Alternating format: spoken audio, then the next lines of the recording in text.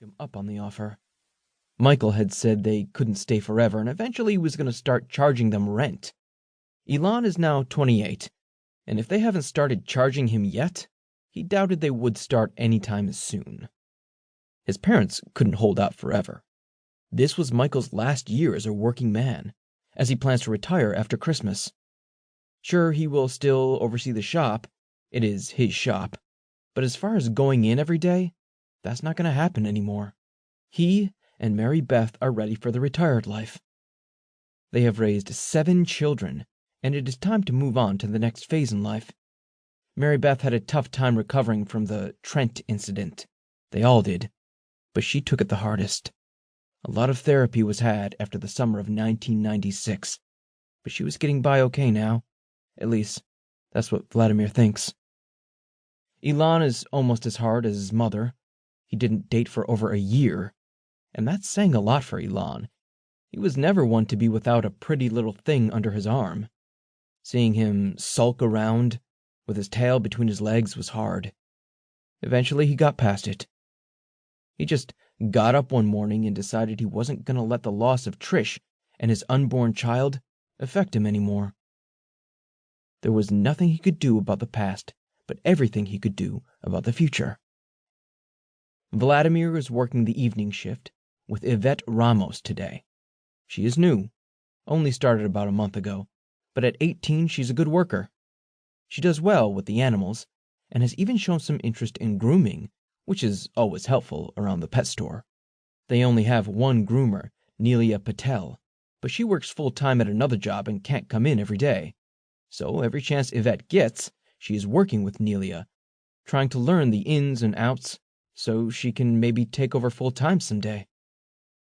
It is time to start closing up when a young couple enter the store.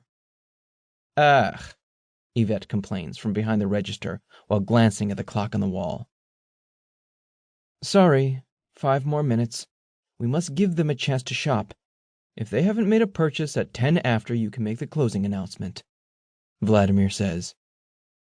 That means I can't close my till until after they leave, she whines.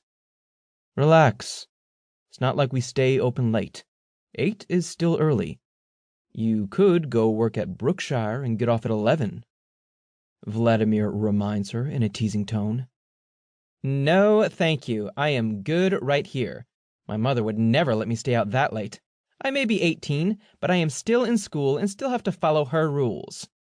Yvette rolls her eyes at the end of her statement.